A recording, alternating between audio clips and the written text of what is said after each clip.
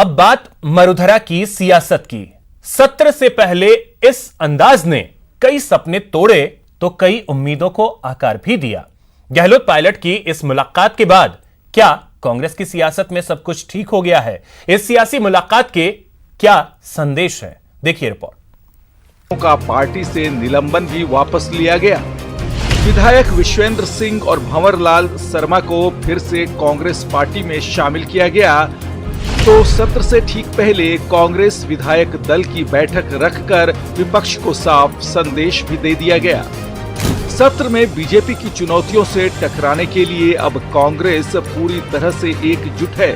Pilot खेमा के वापस लौटने के बाद अब गहलोत सरकार के पास बहुमत से ज्यादा विधायकों का साथ है, यानी सदन में बीजेपी के अविश्वास प्रस्ताव का सामना कांग्रेस के लिए बड़ी मुश्किल नहीं होगी। लेकिन सवाल है कि क्या हाथ मिलने के साथ दिल भी मिलेंगे? एक महीने की तल्खी हाईकमान के निर्देश पर क्या चुटकी में गायब हो जाएगी? Bureau report, news 18 Rajasthan. कल से प्रदेश में विधानसभा का सत्र शुरू हो रहा है, लेकिन इस सत्र के हंगामेदार होने के पूरे आसार हैं और वजह है बीजेपी। बीजेपी ने साफ कर दिया है कि वो गहलोत सरकार के खिलाफ अविश्वास प्रस्ताव लाएगी।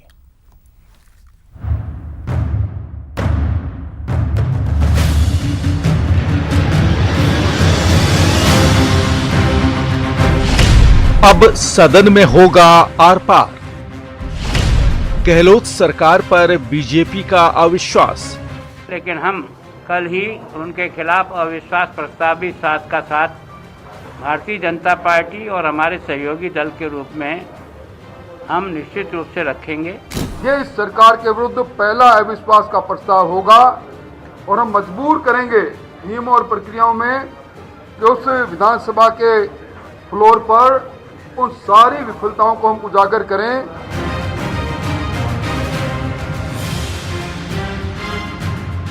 कांग्रेस का अंदरूनी संग्राम भले ही खत्म हो गया हो, लेकिन अब सरकार की मुसीबत बढ़ाने के लिए बीजेपी ने कमर कस ली है।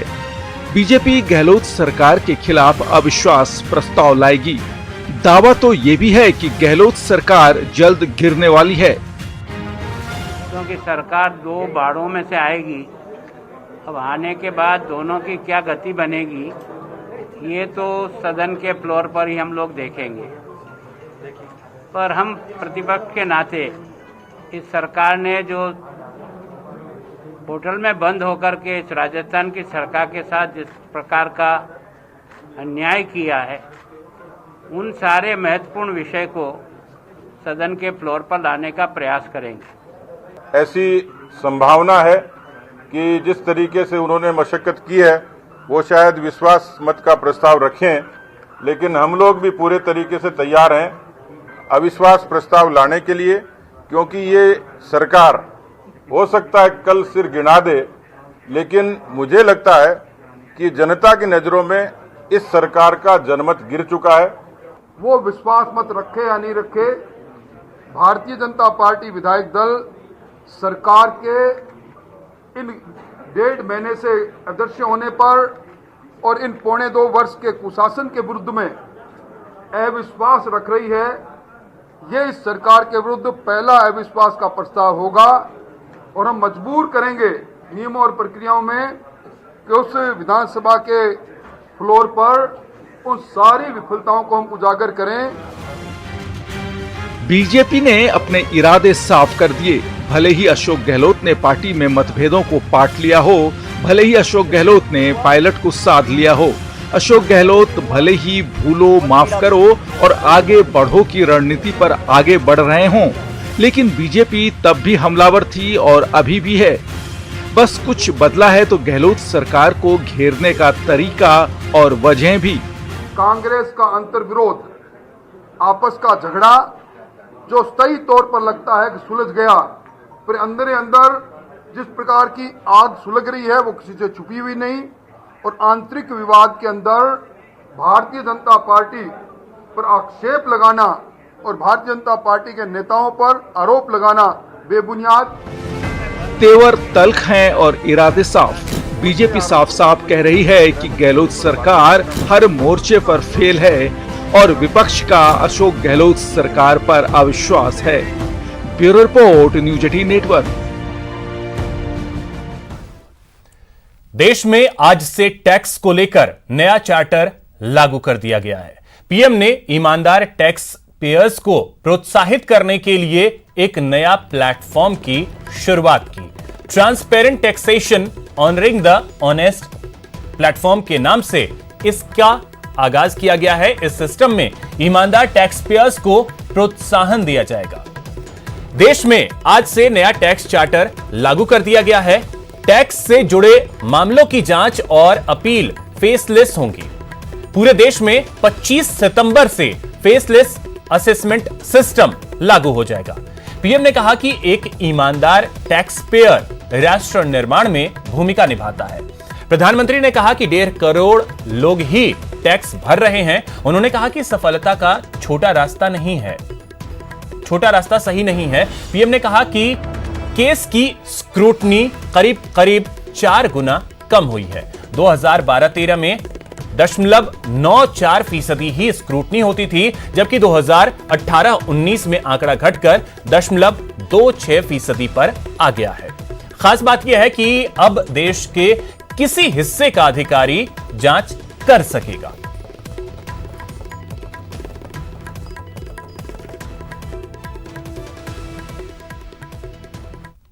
इस प्लेटफॉर्म में फेसलेस असेसमेंट, फेसलेस अपील और टैक्स पेयर चार्टर जैसे बड़े रिफॉर्म्स हैं। फेसलेस असेसमेंट और टैक्स पेयर चार्टर आज से ही लागू हो गए हैं, जबकि फेसलेस अपील की सुविधा 25 सितंबर यानी दीनदयाल उपाध्याय जी के जन्मदिन से पूरे देश भर में नागरिकों के लिए उपलब्ध हो जाएगी। टैक्स सिस्टम भले ही फेसलेस हो रहा है, लेकिन टैक्स पेयर को ये फेयरनेस और फियरलेसनेस का विश्वास देने वाला है। ये सभी टैक्स पेयर्स को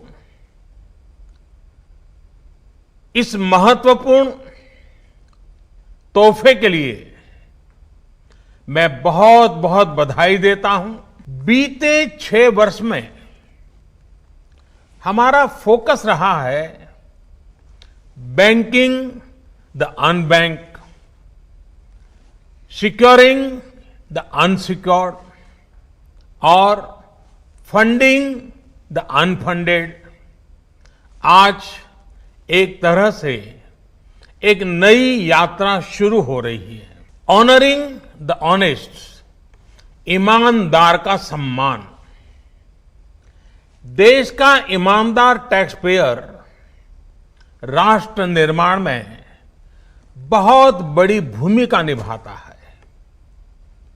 जब देश के ईमानदार टैक्स पेयर का जीवन आसान बनता है, वो आगे बढ़ता है, तो देश का भी विकास होता है, देश भी आगे बढ़ता है। ये नए भारत के नए गवर्नेंस मॉडल का प्रयोग है और इसके सुखद परिणाम भी देश को मिल रहे हैं। आज हर किसी को ये एहसास हुआ है कि शॉर्टकट्स ठीक नहीं है।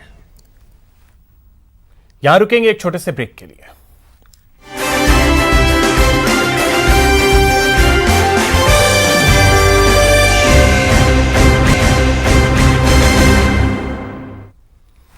ब्रेक के बाद आपका स्वागत है। चलिए अब आपको बताते हैं देश में कोरोना का अपडेट। देश में पिछले 24 घंटे की अगर बात कर लें, मामले जो हैं 24 लाख के पार पहुंच गए हैं और पिछले 24 घंटे में करीब 67,000 नए मामले सामने आए हैं। साथ ही 942 लोगों की कोरोना की वजह से पिछले 24 घंटे में मौत हुई है। रिकवरी रेट बढ़कर 70% तक पहुंच गया है। 17 लाख से ज्यादा लोग जो हैं वो ठीक हो चुके हैं। देश में इस वक्त एक्टिव केस जो हैं वो 6,53,000 हैं, यानी 6,53,000 लोगों का इलाज इस वक्त देश में चल रहा है।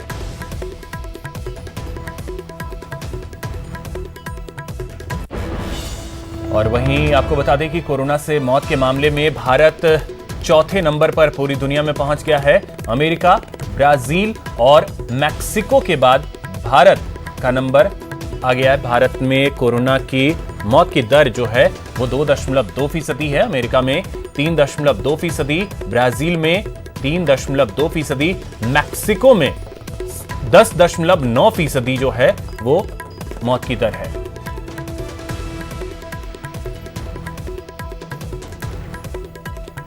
बात अगर मरुधरा की करें तो मरुधरा में कोरोना की रिकॉर्ड रफ्तार जारी है। आज 595 नए केस पॉजिटिव आए हैं कोरोना के।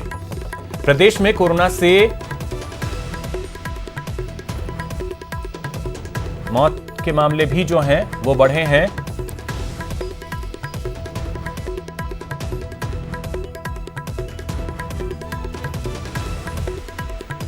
तो आपको बता दें कि 14,103 एक्टिव केस हैं। आज 519 लोग रिकवर हुए, 156 को डिस्चार्ज किया गया।